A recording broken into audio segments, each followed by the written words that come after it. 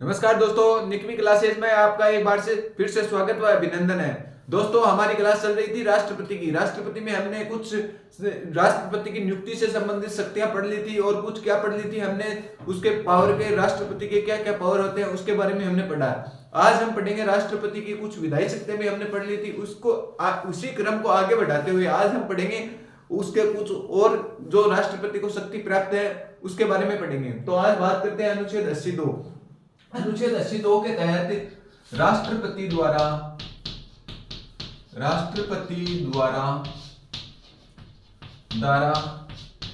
राज्यसभा में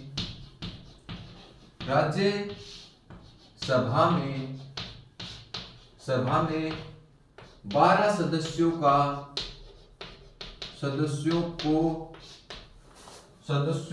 को मनोनीत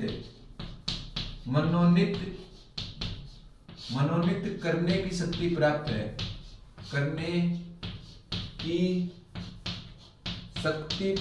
है। ये किसको शक्ति प्राप्त है दोस्तों? राष्ट्रपति को। बात करते हैं अनुच्छेद 331। इसके पहले हम चर्चा करते हैं राज्यसभा में किस प्रकार के सदस्यों को मनोनीत करता है दोस्तों। जो कला विज्ञान साहित्य खेलकूद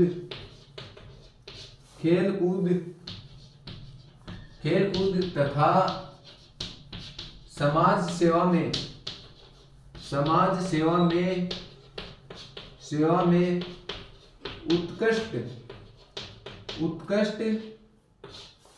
उत्कृष्टता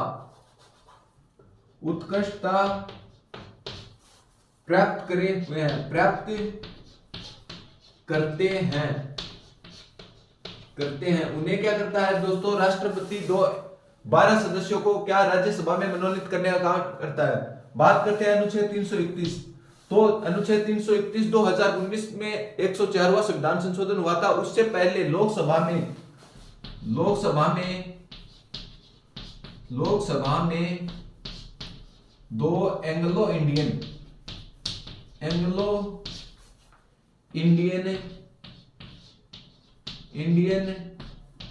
सदस्यों को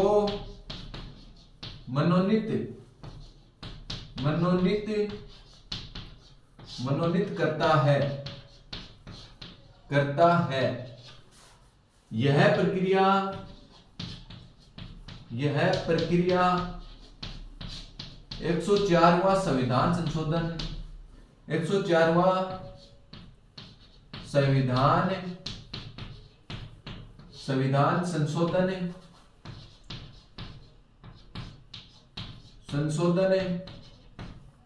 कब हुआ था दोस्तों?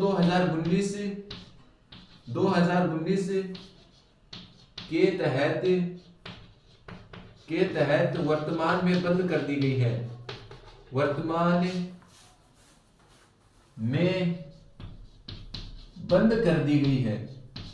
बंद कर दी गई है दोस्तों। बात करते हैं राज्य में अनुच्छेद 333 के तहत राज्यपाल एक सदस्यों को राज्य की विधानसभा में एक सदस्य को मनोनीत करता है।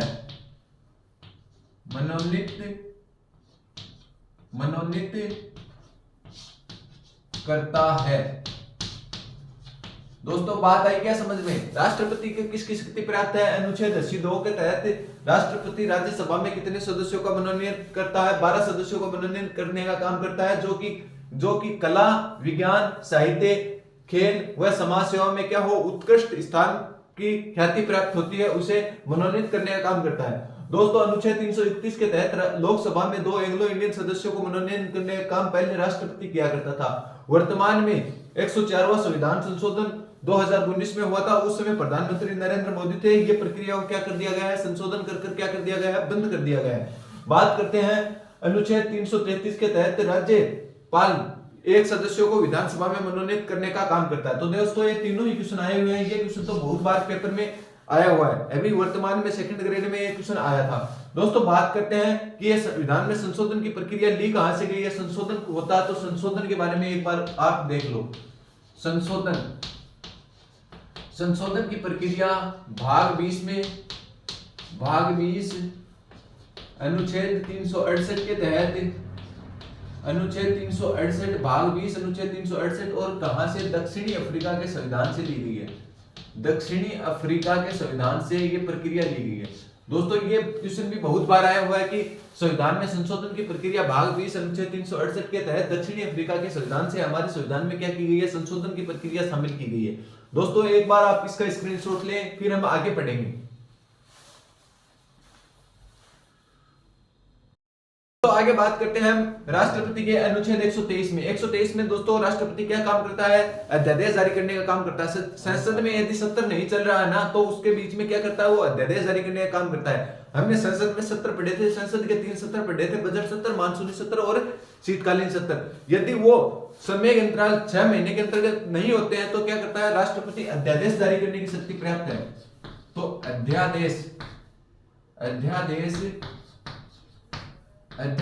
जारी करने की शक्ति, जारी करने की शक्ति राष्ट्रपति के पास, की शक्ति राष्ट्रपति के पास, राष्ट्रपति के पास होती है, के पास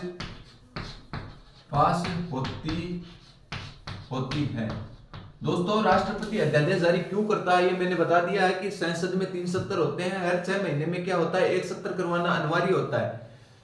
तो सत्र कौन कौन से होते हैं, बजट सत्र होता है, मानसूनी सत्र होता है और शीतकालीन सत्र होता है। ये तीनों सत्रों में यदि 6 महीने से ज्यादा का गैप आ जाता है तो राष्ट्रपति क्या करता है, एक अध्यादेश जारी करने का काम करता है। दोस्तों आगे बात करते हैं हम अनुच्छेद 111। अनुच्छेद 111 के तहत क्या करता है, राष्ट्रपति के पास 3 वीटो शक्ति प्राप्त होती है। अनुच्छेद 111 राष्ट्रपति के पास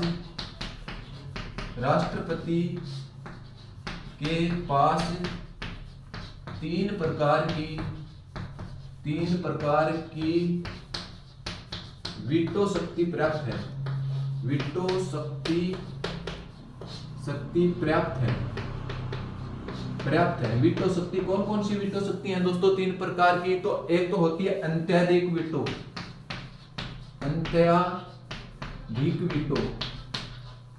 अत्यधिक वीटो। दूसरी दोस्तों होती है निलंबनकारी वीटो,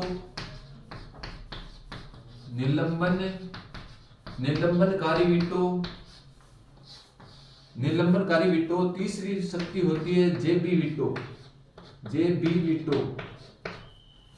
वीटो। दोस्तों राष्ट्रपति के पास कितनी वीटो शक्ति प्राप्त होती है, 3 प्रकार की वीटो शक्ति है। एक तो अत्यधिक वीटो, एक निलंबनकारी वीटो और एक जेबी वीटो। निलंबनकारी वीटो में क्या होता है, जैसे संसद में कोई विधेयक पास होने के बाद वो किसके पास हस्ताक्षर के लिए जाता है, राष्ट्रपति के पास जाता है। राष्ट्रपति उसे क्या कर देता है, पुनर्विचार के लिए भेज देता है कि इस पर दोबारा से मंथन किया जाए, ये संविधान के विरुद्ध कोई कानून बनेगा, इसलिए इस पर दोबारा से सोच विचार कर आप वापस भेजो। और वापस भेजने के बाद राष्ट्रपति के पास वो विधेयक वापस राष्ट्रपति के पास पहुंच जाता है। चाहे तो उसमें संसद संशोधन करके भेजे या बगैर संशोधन करके भेजे, उसके बाद में राष्ट्रपति को क्या होते हैं, हस्ताक्षर करने क्या होते हैं, अनिवार्य होते हैं। वो तो कौन सी वीटो हो सकती है, निलंबनकारी वीटो शक्ति। निलंबनकारी वीटो शक्ति का मतलब यही है कि संसद से कोई विधेयक एक बार पास होकर आया है और उससे राष्ट्रपति क्या कर सकता है, पुनर्विचार के लिए संसद में भेज सकता है और उस पर फिर उसको हस्ताक्षर करने क्या होंगे, अनिवार्य होंगे। जेपी वीटो के अंतर्गत क्या होता है, जेपी वीटो के अंतर्गत क्या होता है कि राष्ट्रपति के पास कोई विधेयक पास होकर आया और राष्ट्रपति ने ना तो हस्ताक्षर किए और ना ही उसे क्या की मंजूरी दी, ना ही उसको पुनर्विचार के लिए भेजा, ना ही उस पर हस्ताक्षर किए, वो अपनी एक जेब में रख लिया, मतलब पॉकेट में रख लिया। पॉकेट में ये एक बार हुआ है, किसने किया था दोस्तों, इस पर एक बार किसने किया था, डाक विधेयक पर विधेयक पर पीएम कौन था? ज्ञानी जेल सिंह। ज्ञानी जेल सिंह ने इसका उपयोग किया, ने इसका प्रयोग किया।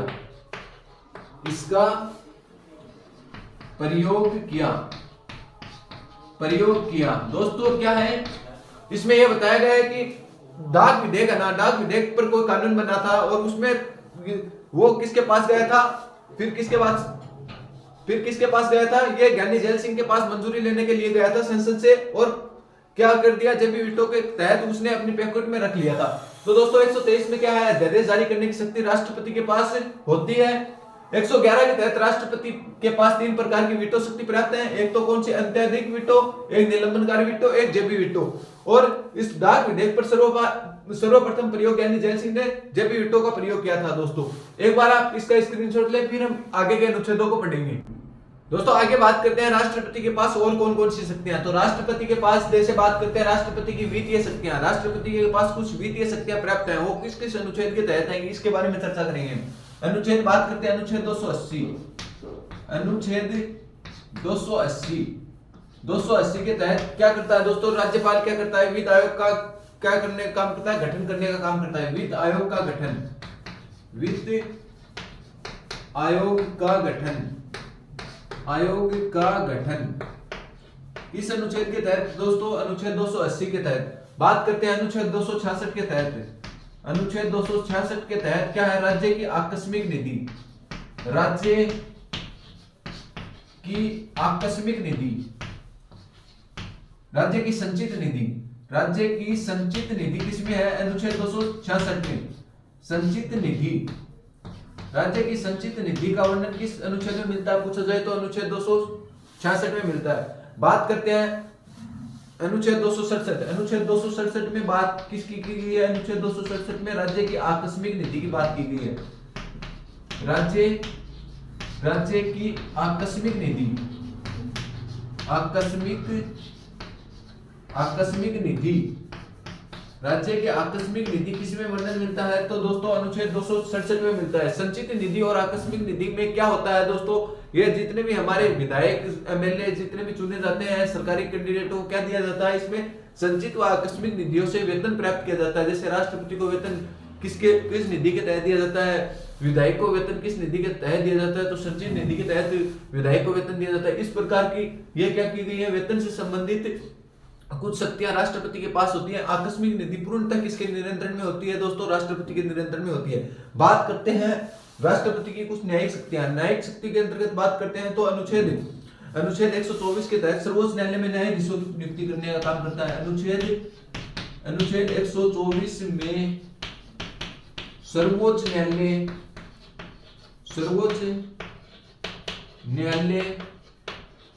न्यायालय के मुख्य न्यायाधीश व अन्य न्यायाधीशों की नियुक्ति, न्यायालय के मुख्य न्यायाधीश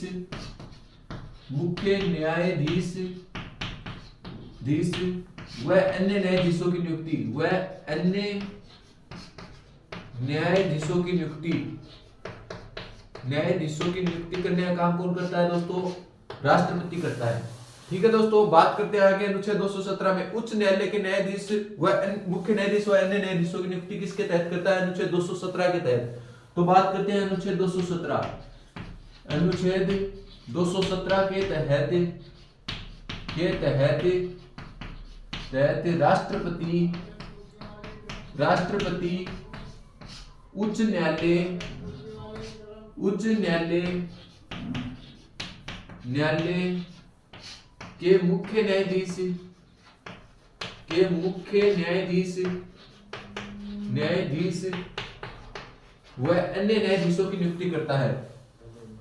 व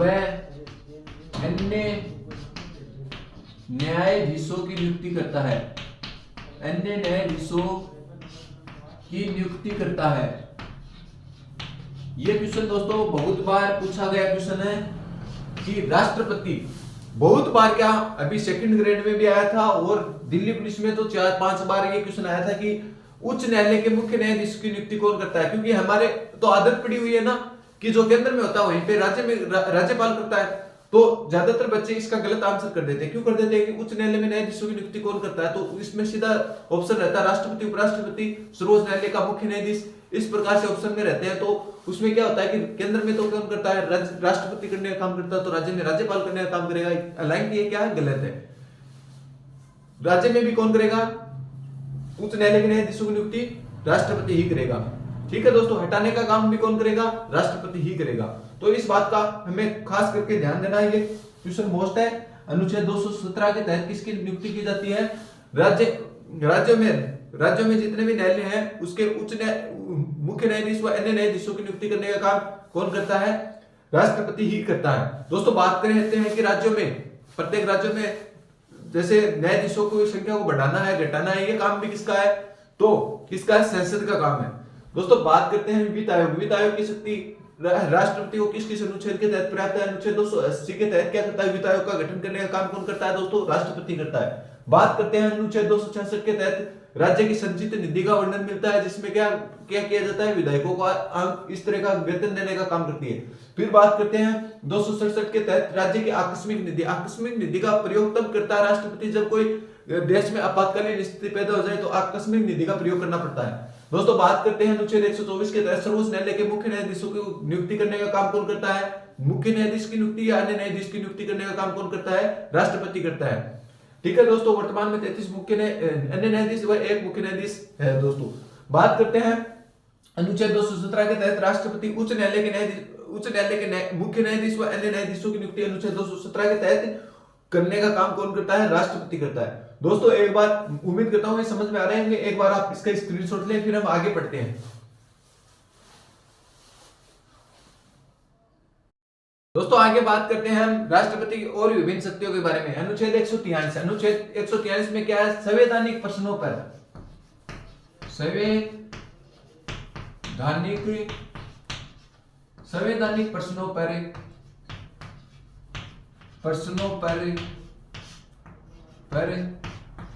राष्ट्रपति सर्वोच्च न्यायालय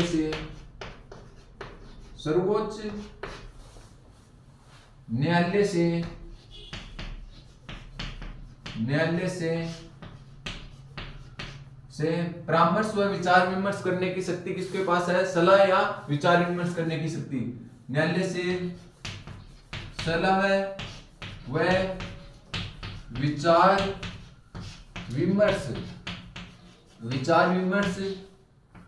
विचार विमर्श करने की शक्ति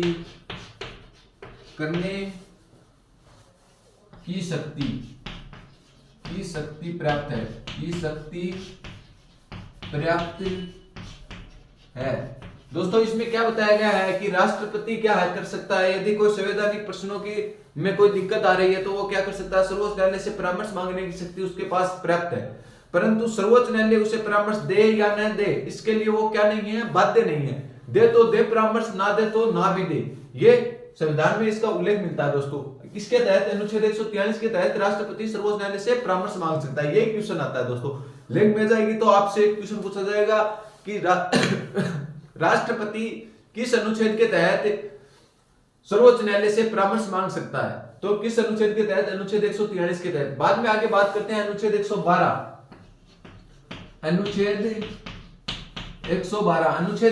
में क्या बताया गया है दोस्तों, राष्ट्रपति वार्षिक वित्तीय विवरण वित्त मंत्री के माध्यम से राष्ट्रपति वार्षिक वित्तीय विवरण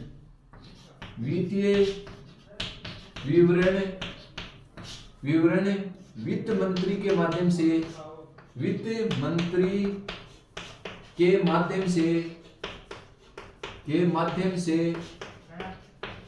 से लोकसभा में पेश करता है। लोकसभा में पेश करता है। तो देखो दोस्तों, एक प्रश्न तो सीधा ही बन गया कि वार्षिक वित्तीय विवरण का उल्लेख किस अनुच्छेद में मिलता है, तो अनुच्छेद 112 में। धन विधेयक का पूछ लिया जाए, धन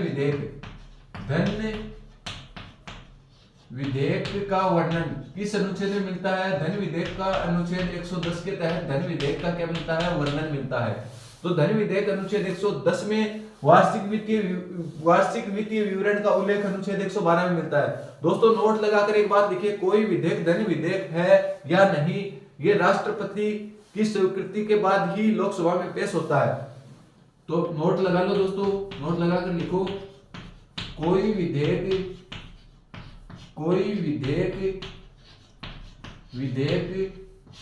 धन विधेयक है या नहीं, धन विधेयक है या नहीं, यह राष्ट्रपति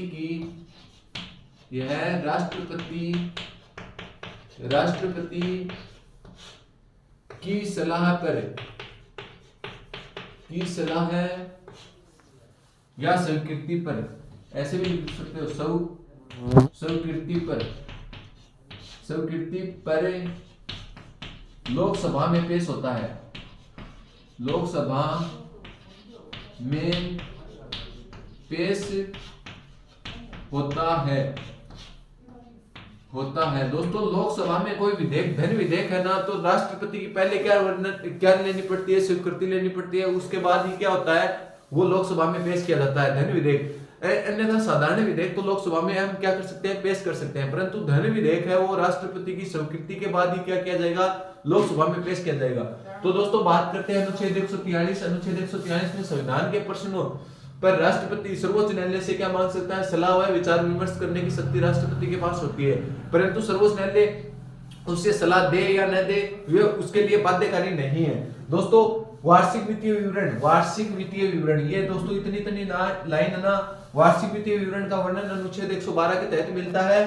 दोस्तों कोई विधेयक धन विधेयक है या नहीं, इसकी स्वीकृति राष्ट्रपति देने का काम करता है। यदि धन विधेयक की स्वीकृति के बाद ही क्या होता है? लोकसभा में पेश होता है। यदि कोई विधेयक धन विधेयक नहीं है तो क्या होता है? लोकसभा में साधारण विधेयक के रूप में पेश किया जा सकता है। दोस्तों आगे बात करते हैं धन विधेयक अनुच्छेद 110 में वर्णन मिलता है और वार्षिक वित्तीय विवरण का वर्णन अनुच्छेद 112 में मिलता है। दोस्तों उम्मीद करता हूं कि जो मेरे द्वारा आपको पढ़ाई हुई पॉलिटिकल आपके अच्छे से समझ में आ रही है तो आप अपने ज्यादा से ज्यादा मित्रों को शेयर करें ताकि यह आपका चैनल आगे ज्यादा से ज्यादा आगे बढ़ सके। आज के लिए दोस्तों इतना ही, धन्यवाद।